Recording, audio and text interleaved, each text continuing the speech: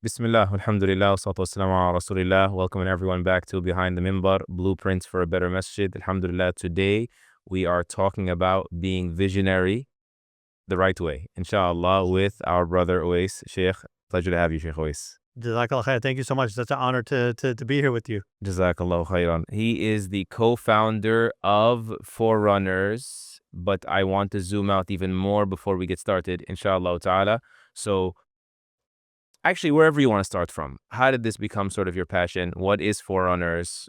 How did your faith journey sort of inform this next step? Yeah, subhanAllah, maybe a little bit of an origin story. I won't start too far back, but I think like many people, was living the corporate life, working for 2 decades, and anything around here is government contracting, and then consulting, strategy work. And so I had the opportunity to connect with a good friend of mine from the community, who also was working at Amazon. Amar Talib, one of our other co-founders, and he invited me to consider a position joining there. It was a really good opportunity working for a business unit, helping them grow. This business unit is really focused on government and nonprofits and healthcare, and really a lot of what we're doing was to help them grow.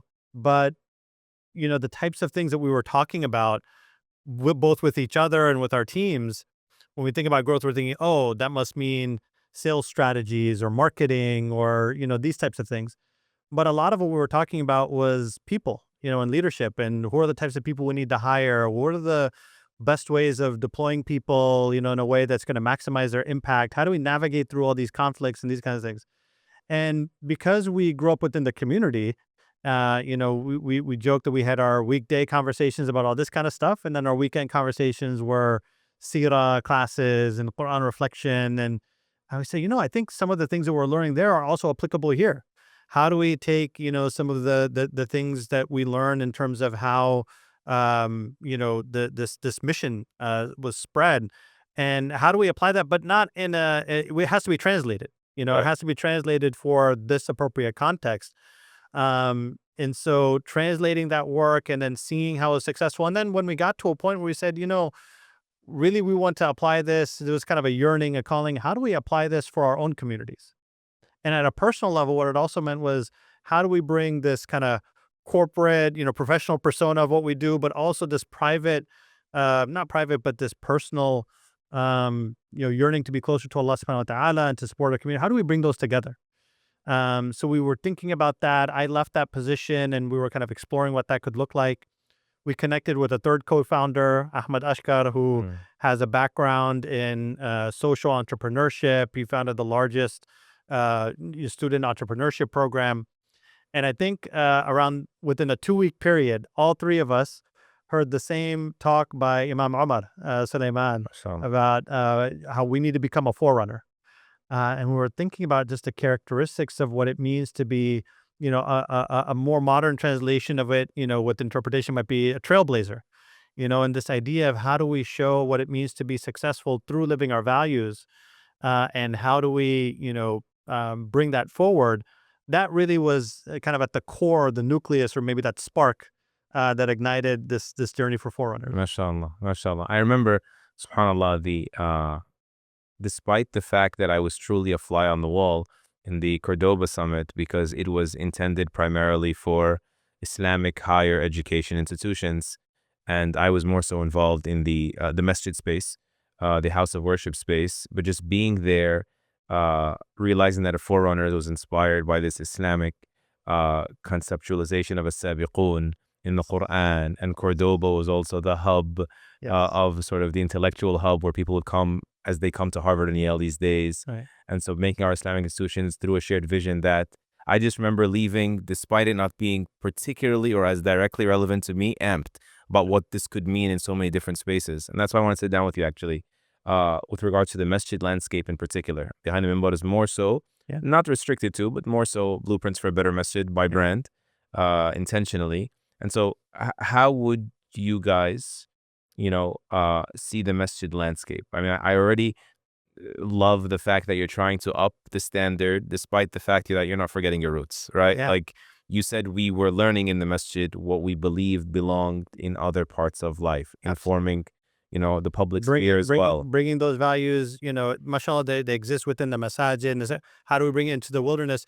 And that also includes the boardrooms Masjid. of some of the masajid. Right. And that's It's an just ironic thing. virtuous cycle, right? Yeah, is that some of the things that, we're trying to teach and espouse, just connecting those dots slightly and saying they're also applicable in how we run the organization as well. So how do you see the masjid landscape in particular? So like its strengths, maybe its imbalances, Yeah. how people should be thinking about the masjid. Yeah, subhanAllah. I had the pleasure well before Forerunners and any of this about 10 or 15 years ago, one of our local masajids here at Adam Center, I had the privilege of being on their strategic planning committee. And my role, more than even or less than even a fly on the wall, was really absorbing from some of the pioneers and some of the true visionaries that established that community.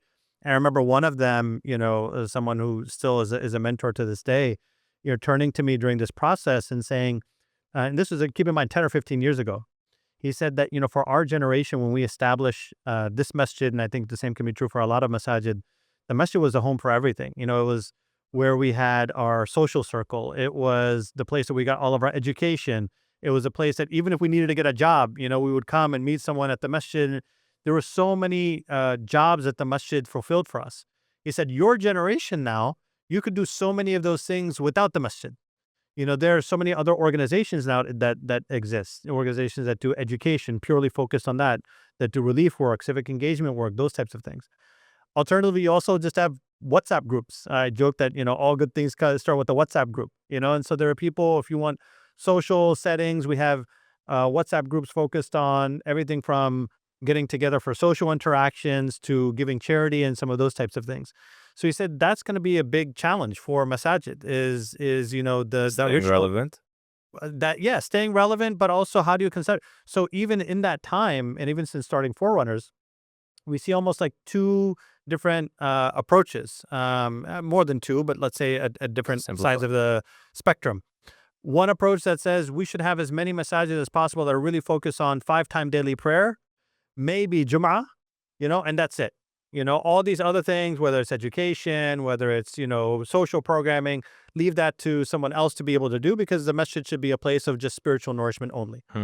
Then you have other, communities where the masjid is the one-stop shop. It's actually, no, we're going to have our masajid to be able to do everything from relief work, and we have third spaces in the masjid.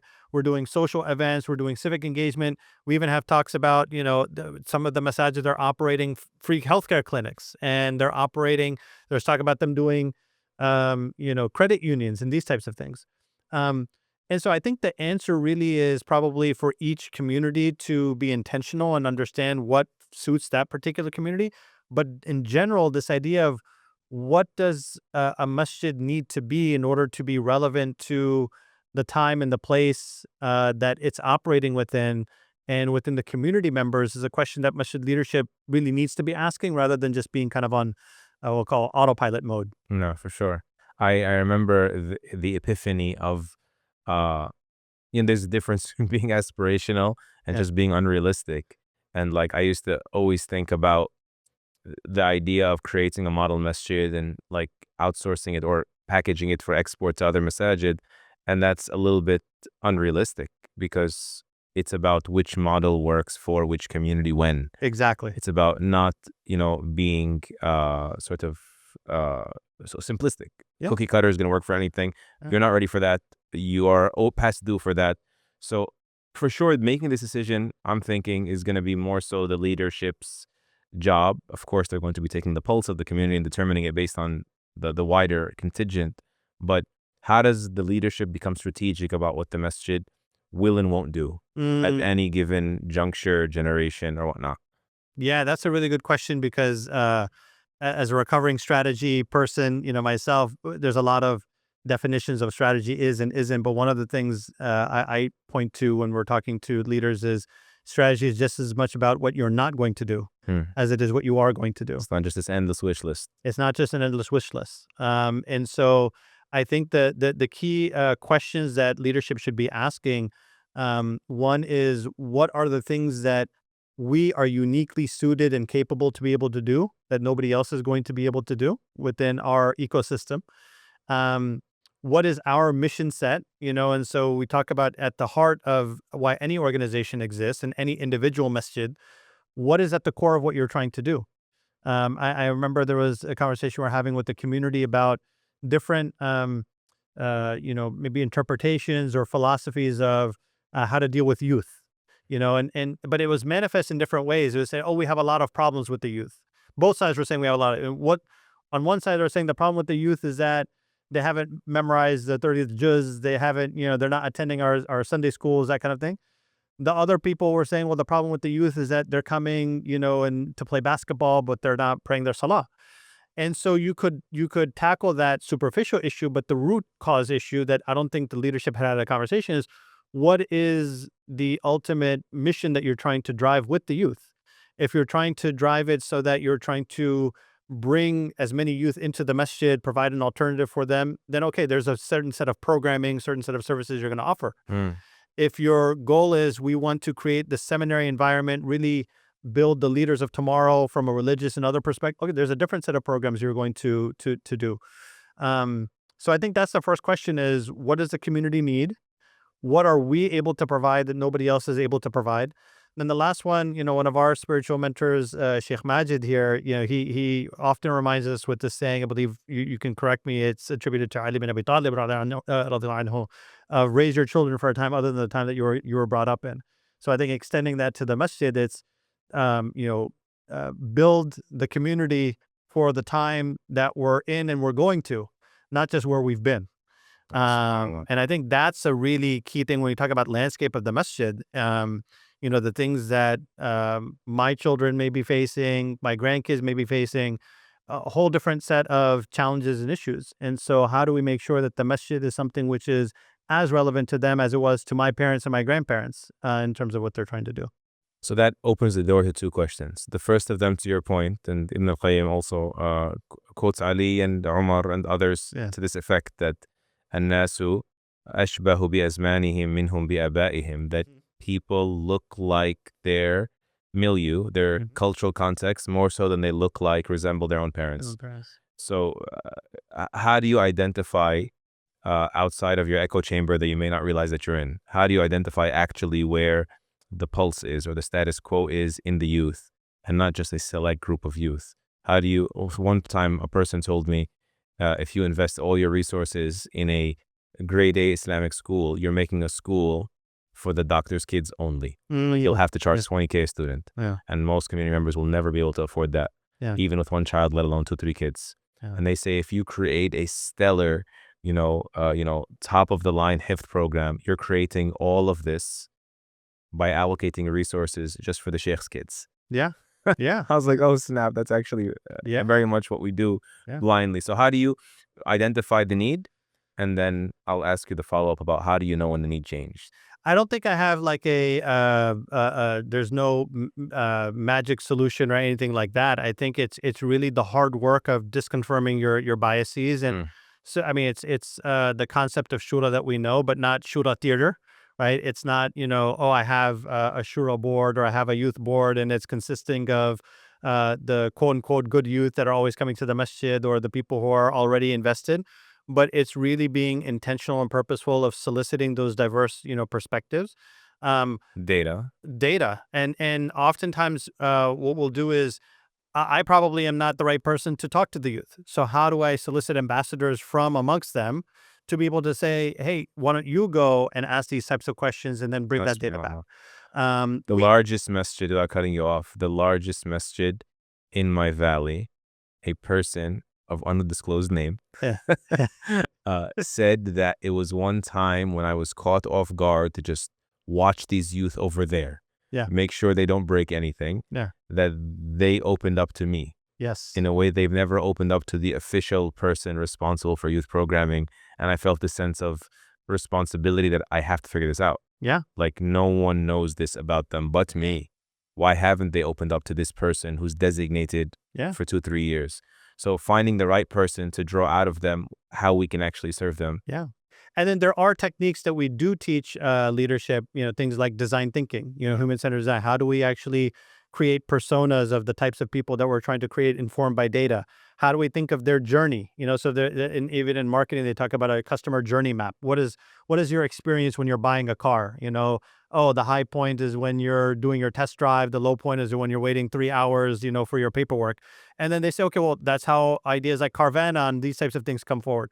Has anyone actually thought and looked at from the perspective of a youth or a female or anybody who you're targeting? Customer experience. What's their experience? What are the high points? What are the low points? Sometimes there's just small things. We did this with one community, and somehow they were thinking about such big, grand, ambitious initiatives, and we need to spend money here and there and hire this type of person.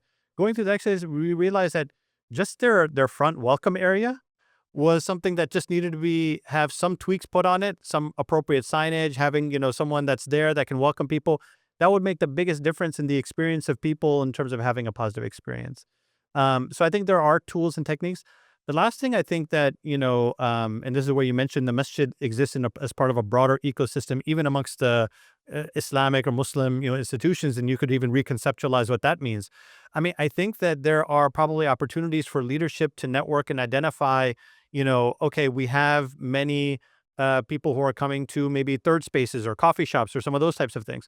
How do we talk to the people who are organizing those spaces and understand what are the things that you're seeing and what are the things that you're getting asked to offer that perhaps goes outside of what you're able to do? And now we can take that on, right? And then similarly, what are the things that we're trying to do? So when we have those intentional conversations, even amongst the organizers, we can fill each other's gaps without having to reinvent the wheel. Exactly. So then how do we, once we've identified, hopefully properly, or at least doing our due diligence, not just giving into our biases and getting them confirmed, how do we make sure we don't fall into the autopilot modes that we fall into where, like, I always tell myself, and this sounds like I'm conceited, and maybe I am, and Allah forgive me, but like the idea is that I know I will be irrelevant one day. How do I make sure I call it on time? I put the right person in place, before you have a rude awakening, you waste a generation or there's a gap, right? How do we not fumble a generation? Yeah, well, there's maybe two elements that I'll tackle with that question, Sheikh. So the first is in the micro sense. How do we make sure we don't fall into it? And I actually liken it to this concept of ghafla. When you're a ghafla, that's kind of like you're in autopilot mode. Organizational heedlessness. Right? And what do I mean by that? Just to call out what that is, that means we're growing just for the sake of growth. Oh, we need to have another branch because we have a building available. Let's get that. We have someone that wants to donate money to do relief work. Maybe we should do that. We should open this school. We should open that, service, without really asking ourselves those questions. Okay, is this something that the community needs? Is this something that we're prepared to be able to do? Even, we had a follow-up to our Cordoba Summit at ICNA around risk management. There are actually, potential liabilities that you have to take into account if you're accepting money and you're not doing, the right legal steps in terms of maintaining that. So some of the things that I think about with respect to minimizing that organizational ghafla or that autopilot mode, there's a simple concept of establishing rhythms, within all levels, at a board level, at a staff level. So one book that's out there talks about any organization is having 3 rhythms: a thinking rhythm, a planning rhythm, and an execution rhythm. Right. So execution rhythm is your day-to-day, week-to-week. How do we make sure things are getting done, operating efficiently, budgets, those kinds of things. Having a purposeful planning rhythm where we actually take a step back and say, okay, at the end of this month, quarter, year, what do we want to see to have done? And then there's a thinking rhythm where we take a step back and say, what are the things that we should start doing that we're not doing? What are the things that we're doing that we should stop doing? What are the things that we should continue doing or doing more of or less of? Just that built-in checkpoint, for an organization can help, address some of that. So that's have you sort of like put the Islamic language on that one yet? Because I hear it. Okay, let me hear it. Let me hear it from you. Okay, it's like on the fly. Yeah. But the idea of like knowledge, actions, and then introspections. Yeah. Right? You gotta perpetually be learning. A Muslim is a lifelong student. That's right. And we have to keep tabs that the gap doesn't grow too much. Of course it'll exist. Always will exist. But paying some zakat on your knowledge, right? Yes. Right. Yeah. Just to be acting.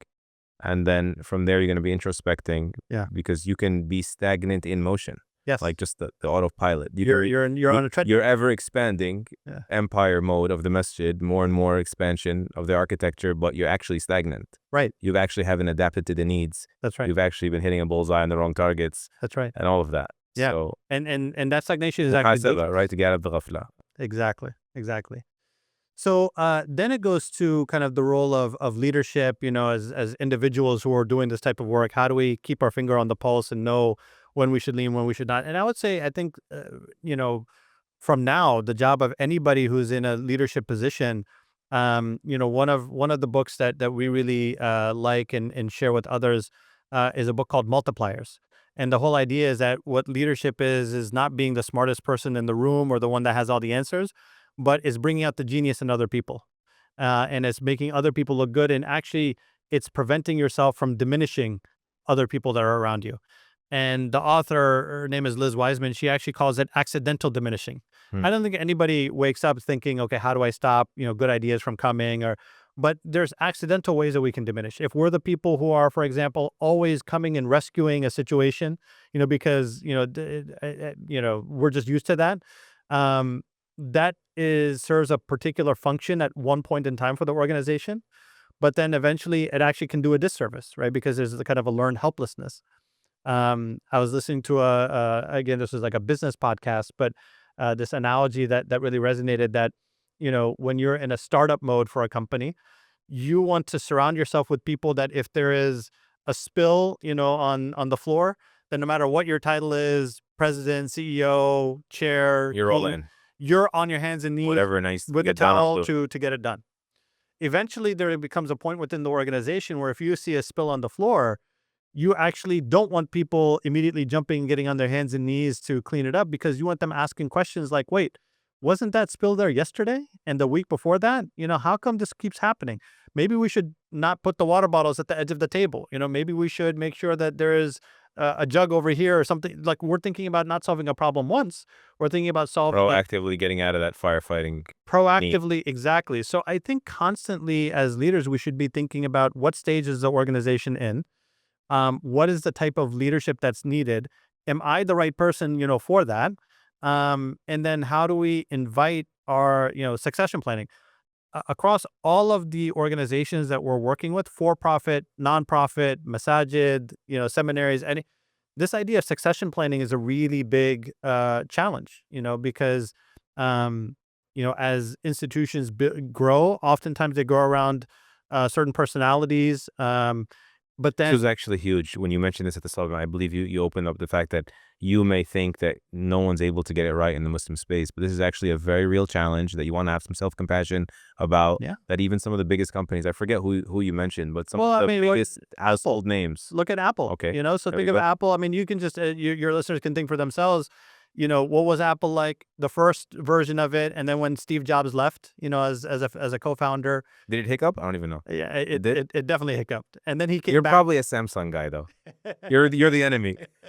But then he came back, and then there was a resurgence, and now since his passing, you could have mixed opinions on, like, has it really been able to maintain Hmm. that identity of what it has?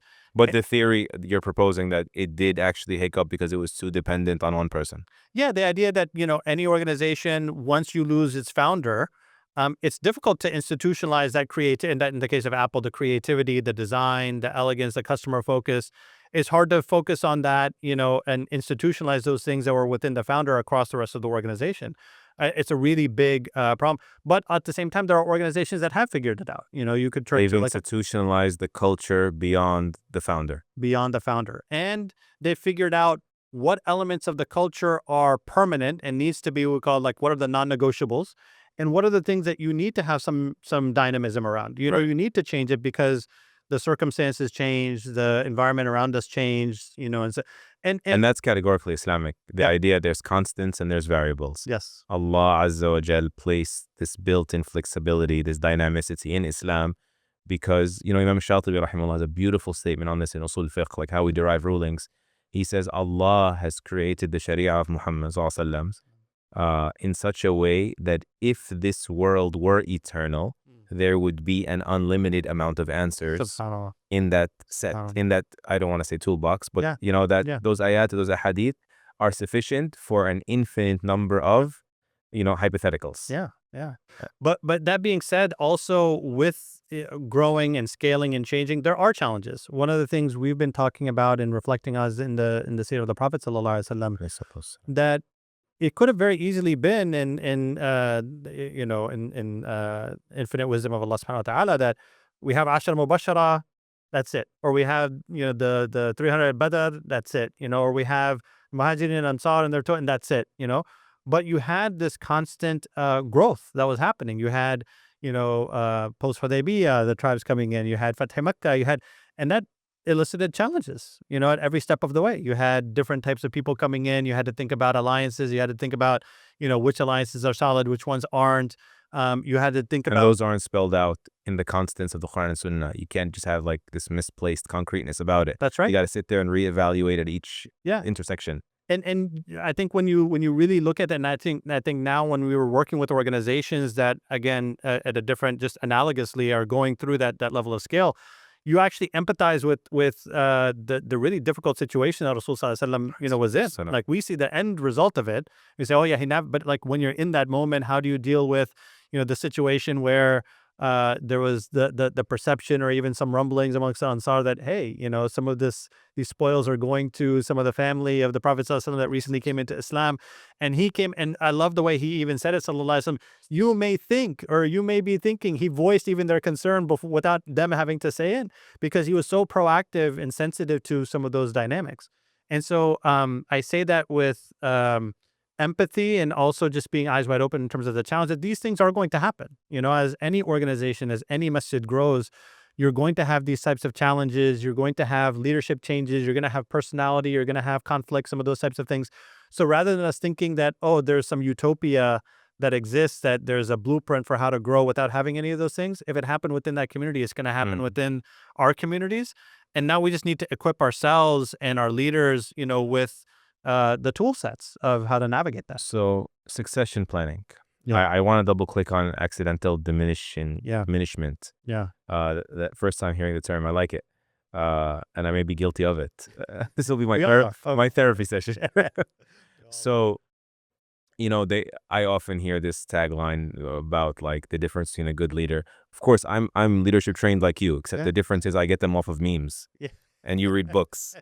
So in the meme, Yeah. someone who has studied leadership shared with me a beautiful nuance. He said the difference between a good leader and a great leader, and some of the sort of those in this space that theorize about it, stratified in 5 levels of leadership. He said between 4 and 5, or between second place and first place, if you want to reverse it, is the ability to fire yourself, if you will, Yeah. which you said succession planning is probably a more polite word.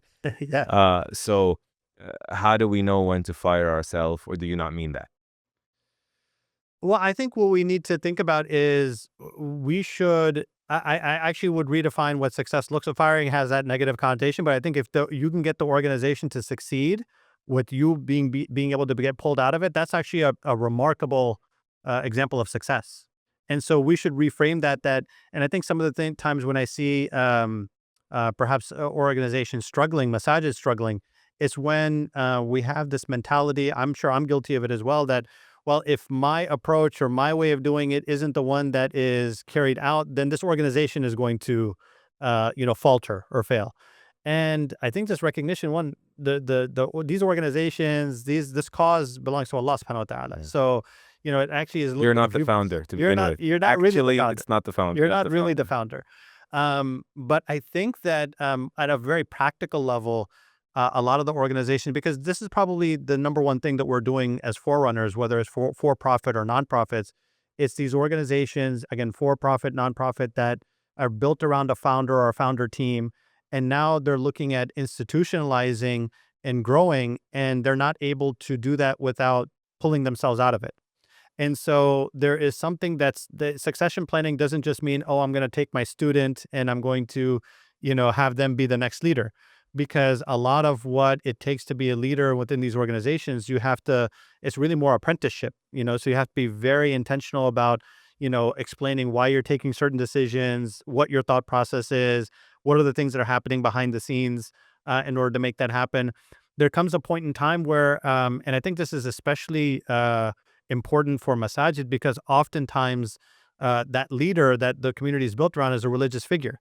And so when they're starting to take more of an active role, so some of the shuyukh, mashallah, to get actual leadership training, memes or otherwise. But then when they start applying that, either they have that perception or there's an actual unintended consequence of people who are, at the receiving end of management, performance conversations and those types of things. But people take it as like, oh man, this is the religious leader telling me that, maybe I'm not welcome within the community. And so part of it is actually saying, how do we separate some of those responsibilities and say, okay, there are certain things that a religious leader should be doing, but now we need to bring in some of the experts in management or operations or finance or some of those types of things and allow them to be able to institutionalize some of the things that we didn't need to institutionalize originally. I think another reason why separating is so important uh, is for the apprenticeship you just mentioned. The Yeah. apprenticeship dimension, when you see the leadership as the religious leadership, those who are thinking about succession planning, if betting was halal, Yeah. you can bet your bottom dollar that they're going to be talking about how do we get the next imam. Yes. Like very few masajid are even thinking that. But those who are going to say, okay, let's sponsor a student of the sacred scientists, Yeah. go to South Africa or Medina or Azhar or something. But when you separate, there's different kinds of leadership. You start thinking about apprenticeship in that side too, That's right. in that boardroom as well, Yeah. internships and things of this nature. And, Dr. Hatim al-Hajj actually mentioned something a few years back in a conference about Usama ibn Zayd radiallahu anh. He said, we love to talk about our youth and how Usama ibn Zayd led an army containing the likes of Abu Bakr and Umar radiallahu anh against an empire of all opponents, the Byzantine Empire. But we usually fail to talk about how he was able to do that at 17. Right. I'm agreeing with you that we should not be empowering, quote unquote, empowering our youth or handing them an army at 17. Yeah. But he was speaking in the context of the fact that the Prophet ﷺ would have Usama ride behind him in certain That's ahadith, right. exposing him to the social dynamic, the political dynamic of a multicultural society when they got to Medina and so on and so forth. That's what got him ready. That was the behind the scenes of the 17-year-old being prepared to be a commander. That's right. And I think the other empowering thing that also allows is as Masajid continue, this is the exciting part. I think the opportunity that we have with where we're heading in this landscape is now you're inviting other types of people that maybe they're not the sheikh, maybe they're not the usul fiqh scholar or the tafsir scholar, but they're able to bring their expertise to benefit the community. They're able to bring their management discipline, their real estate discipline, their financial discipline, their strategic planning, and you're able to offer them an opportunity for them to bring those talents. Whereas when you were perhaps a masjid that was just focused on having your Friday night halaqah and they came and attended, they were beneficiaries of it and them and their families, but they didn't really feel that ability to contribute in that way. So how do we create space? But in order to create space for them, a lot of them are used to the corporate professionalism and some of those types of things. So we need to have a space for, and it's on both sides. They have to recognize, okay, the masjid is never going to be like their corporate job that they have. But at the same time, there needs to be a willingness to up level and upskill the way our masajid are operating to bring in some of those types of talent, because sometimes we always say, oh, well, where's our generation? I'll talk about my generation. People say, oh, where's your generation? You benefited from the Sunday schools and that kind of thing, but now we don't see you. Well, when I talk to some of my friends, a lot of them say, yeah, but whenever I try to get involved, it feels like I'm transported back into the 1980s or the 1990s. And I think of those. So I think there's a little bit that what we're hoping to do is to say, how do we bridge those things together? I want to pivot to being a little bit innovative. Mm. I know it's going to be probably the most challenging questions in this podcast because it's hard to move beyond the abstract with these time limits. But operating models, you already said there's no one size fits all. Part of the skill is identifying where you're at right now as a community. But have you ever seen like an easy to explain, if you will, come to mind operating model that you believe can really destagnate or can help like a common mistake we're making in how we operate? Yeah, well, I think even introducing the term operating model and the concept of masajid is like a first step. An organizational chart on the wall. Yeah, I mean, but I mean, what even is an operating model? I mean, it's really looking at all the different components of what an organization has and how do they work in unison towards achieving something. Just giving people the big picture, the coherence, the interdependence, all of that. So the way we talk about it, I'll give the abstract answer, and then I promise I'll go Please, into please. something tangible. We talk about it as almost like how Rasul Sallallahu Alaihi Wasallam in the hadith talked about the ummah as a single body. What about the organization as a body? You have the heart, which is really the values and the culture and some of those types of things. You have the mind, which is the strategy and the vision. You have the limbs, which are the actual activities, the program, the organizational structure, all those types of, and then you have the internal systems, the things that you don't see, my respiratory system, my blood system. For an organization, that's how it does its finances, how it does its marketing, all those types of things. And So those are the tools, maybe the tech stack or yeah, whatever the else. tech stack, the tools, the back office functions, Mm. and all of those things need to work in unison in order to achieve, effectiveness for the organization. And so what ends up happening is, just like if you had a respiratory system that didn't match, what you were trying to do, my objective, my heart and my mind wants to run a marathon, but my respiratory system is shot. It can't do that. So, okay, what do I need to do in order to be able to bring that forward? So, what we talk about is doing an inventory. So we actually have something called an amana assessment, where we'll do an inventory of all of those things and say, okay, from a heart set perspective, That's like a full physical. yeah, it's a diagnosis. It's a There you physical, go. Okay. exactly. So you say, okay, well, you say you have a culture, but is that documented anywhere? How is that trained and onboarded for people, new staff that are coming in, for even volunteers that are coming in? Is it something that's just, a cat poster on a wall or something you put on the website, or is it something that's actually baked in? So we'll do an inventory of your communications and how well are you actually referencing those things? Are you actually incorporating them into the day-to-day decision making? When we talk about, the mindset and the strategy, okay, there's one thing to have a 10-year strategic plan or a 5-year strategic plan that looks really nice, well written, and it's sitting on a shelf. But if I asked even the most dedicated volunteer, do you know what the strategic goals are? They say, I have no idea. So yeah, but the board has a strategic plan. Okay, well, that doesn't match. Um, if we say that we are wanting to, for example, expand and grow and have a greater impact, are our financial systems, able to sustain that? Do we actually have audits up to date and those types of things? And those are things that are part of, our internal systems that need to be there in order to make sure that those things. So it's really thinking about, what is it that the organization is trying to do, and then how of all the, the people, the processes, the tools, the technologies, how do all of those things line up in order to enable that, to make that happen? That's really what an operating model is all about. No, that's really useful. Alhamdulillah. Jazakallah khair for that. Yeah. You I home passed. run, home run, home run. I like it. Do I have an A so far? Not an F. Alhamdulillah. That's We established A or F is our grader. my 6-year-old studio producer, in case anyone's wondering. MashaAllah. Doing an excellent job.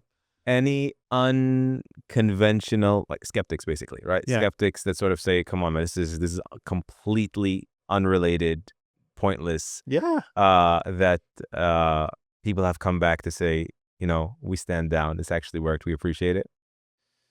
In terms of from a Forerunner standpoint, like things that we've brought forward, I think people are skeptical that you can actually bring elements from our tradition and it has relevance into how we do decision making, how we do strategic planning. Some of those they say, no, that's good. Over here we can teach Quran Sunnah, but when it comes to how we do that, we go back to what we learned in MBA school or what we learned in legal school or some of those types of things.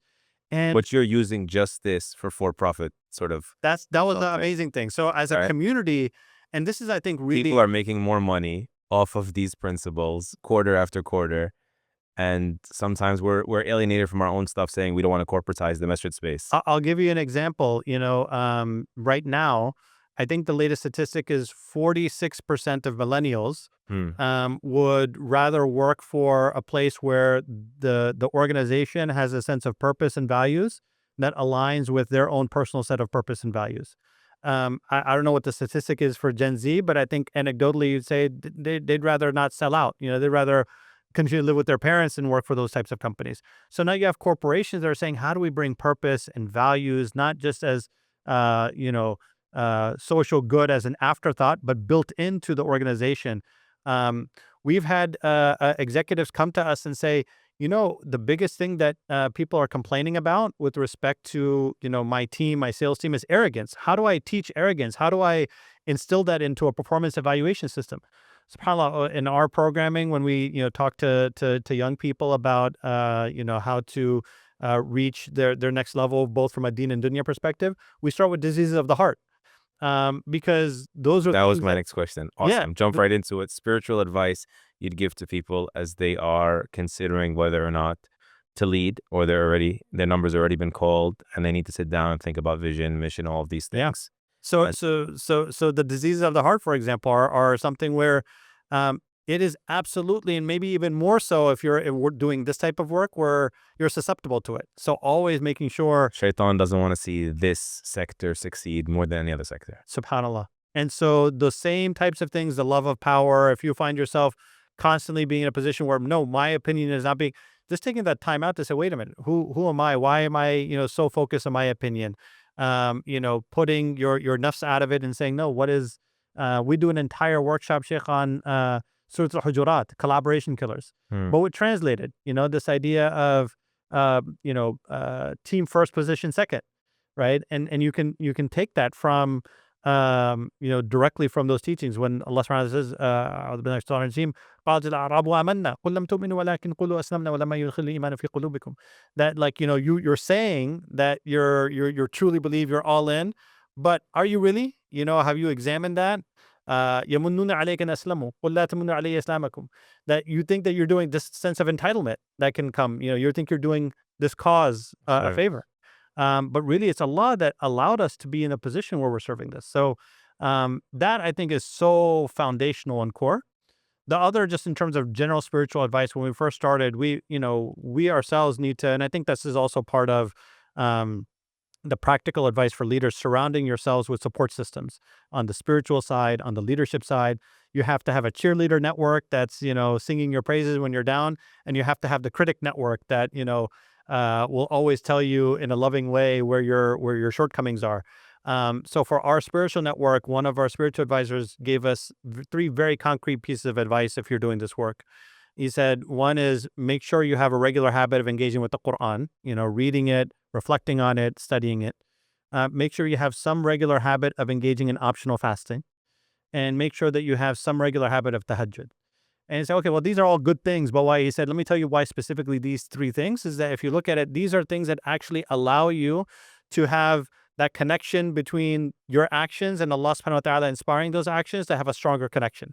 Because when you're in this work, sometimes you don't have the time to take a step back. I mean, decisions are coming at you fast. The situations are coming at you fast. You don't have, you have to be in react mode sometimes. Yeah. And so if you can get your reactions to be godly oriented reactions, Godly, yeah. then you're boosting your muscles, your reactivity muscles, in order to do that. So that's been something that we try to do. And then last but not least, again, this separate, I call it jokingly, this separation between church and state. The things that were, if a masjid is about helping people have a closer relationship with Allah subhanahu wa ta'ala, that also has to manifest in us doing the work.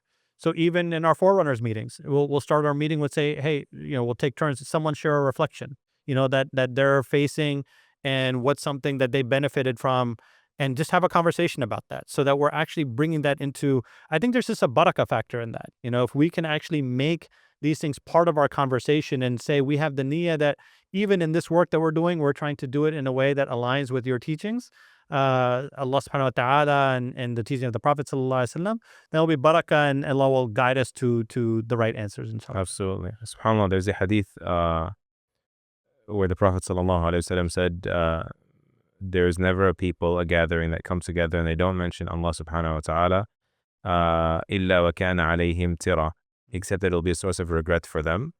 But tira could probably mean sort of like diminishment, like you get less out of it. Yeah. Because also the hadith ends by saying, and if Allah wishes, He'll punish them, and if He wishes, He'll let it go.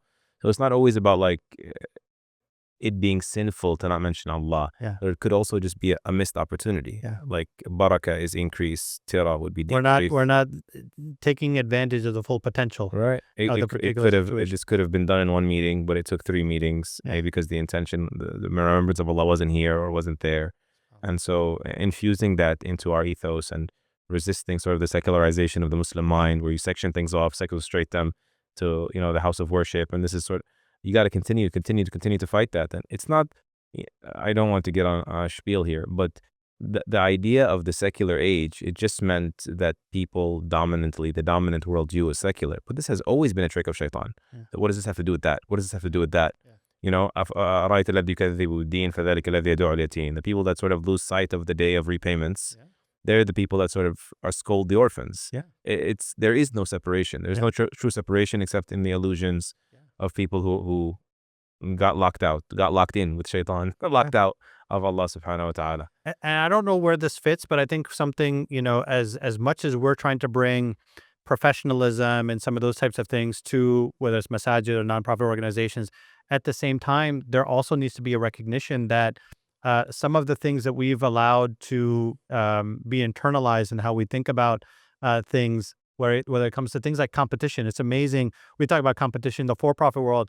I think in the nonprofit world, and even amongst our community, you have this unintentional or this even, again, autopilot mode competition that's starting to, well, we're only going to fundraise here.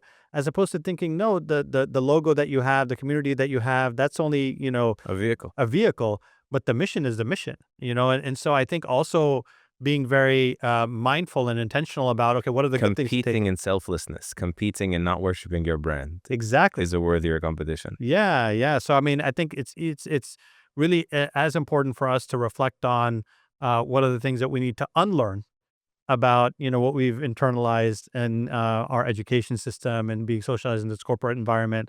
That we actually have a better alternative that we can introduce. That actually we should import or export from there, into some of those organizations. And that's something we find in our Tazkiyah tradition. Oftentimes scholars say that we were never told to stop competing. Yeah. We were just directed to a superior competition, right? The finite resources of this world don't allow for our infinite greed to run amok. Yeah. So we're just pivoted over to compete in this. Not Yeah, you have a famous business book that talks about, having a scarcity mindset versus abundance mindset. And how even in a corporate setting, having an abundance mindset just brings about so many benefits. And yet when we think about, our own communities, why shouldn't we have an abundance mindset? We're connected to the source of all abundance. So, so it behooves us to actually operate with that perspective, both as individuals and within our organizations. I love it. MashaAllah. What's next for Forerunners? Or maybe that's even a bit premature, but I seen the educational summit. I hear you're thinking about Masjid work. I hope you are. We are. So inshallah in July, and you're of course invited. We're having our first convening of Masajid, and we're broadening it to communities. So how do we bring, so the idea, Sheikh, is how do we bring thought and do leaders in these various different industries? So we started with education, we have Muslim community, but then we have so many other places that are communities. Maybe Muslim business, maybe matrimonial, business, we have athletics, we have media, and we healthcare. We have, pockets of really good and very prominent people that are working. How do we just bring them together, just like we did with you started showcasing them, right? You have a podcast. We do. Do you care to just Sure, yeah. We have something called Forerunner 50. Okay. We're a part of what we're trying to do. If I tell you that you can be successful through living our Islamic values, say, okay, that's great, but prove it, Show me. And so part of what we want to do is to show the stories of people, whether it's in healthcare, whether it's in business, whether it's in government and civic relations, that we can highlight their stories and show both the positives, but also the struggle. I think part of being a forerunner, being a trailblazer, is you go through challenges. And so being real about that. And I think there's something for people who are going down that path to recognize that, okay, it's okay if I'm struggling at any point in time. At the end of the day, you're pushing boundaries, you're trying to explore your growth, stretching yourself and all of that. This is YouTube available? It's available on YouTube and Cool. Spotify and other platforms as well, Apple Podcast. Okay. I'll include the link in the description of the video. Make sure that, and also I'll include basically maybe give them what to look for from Forerunners, even if they can't make the July summit. How do they benefit from your services? Yeah. So you're going on our website, forerunners.org. I think the idea is if you are an institution, a nonprofit, a for-profit, you're looking for leadership development training, you're looking for strategic planning, you're looking for services that can help you scale and grow, but you want to do it in a way that allows you to still continue with our values, do it in a way that's not compromising, then we have multiple different options for how we can serve you. So, you can email at us, info@forerunners.org. Usually our process is we do some ta'aruf, so we get to know and really understand. We never liked those types of consultants that said this is the right answer for every hammer there's a nail. So understanding what the unique challenges are, then ta'aluf, how do we then align on what the strategic priorities are, and then ta'awun, ultimately we want to be in partnership to help you and those organizations succeed. This sounds like another very Quranically coined three-prong setup. MashaAllah, Yeah, mashallah. alhamdulillah. Conspiratorial in a blessed way. Alhamdulillah, alhamdulillah. MashaAllah. We benefit from you and our other shuyukh, and if all we can do is give a small bit back to to seeing this work that not just you all but the generations that came before, we want to, if all we're doing is continuing the work that they did, then we're not adding. So inshallah, what we hope to do is add and build for the future generation, inshallah. May we all find our space and building on what our elders have founded and continue to found, and may you find some of that exponential impact in your life. Allahumma ameen. And be surprised with the full aftermath the day we meet Allah Azza wa Jal. What have we forgotten to say? Any final words before we close out? I think we were pretty comprehensive. I think we were pretty comprehensive. I think we did good. I think we did good. Yeah. Fanciest room I've ever been put in. This is a legit experience. Alhamdulillah. Alhamdulillah. And thank you for offering this platform. I think, mashallah, just for masajid that are out there, just going through, even preparing for this, going through the various different podcast episodes. No, I'm super excited. I always feel like I'm alone on an island in a lot of these spaces. I'm so happy to find people doing it better than amateur me trying to learn on the job this stuff. So also everyone in the comment section, please make sure to include your appreciations, but also your suggestions on what we need to tackle, what subjects we need to broach, what kind of experts we need to try to reach out, recruit, highlight, show to the world, so we can really turn that corner and hockey stick what our masajid are doing. Jazakallahu khairan. Allahu ta'ala a'lam wa sallallahu wa sallam wa baraka ala nabiyyina Muhammad wa ala alihi wa sahbihi ajma'in. Assalamu alaikum.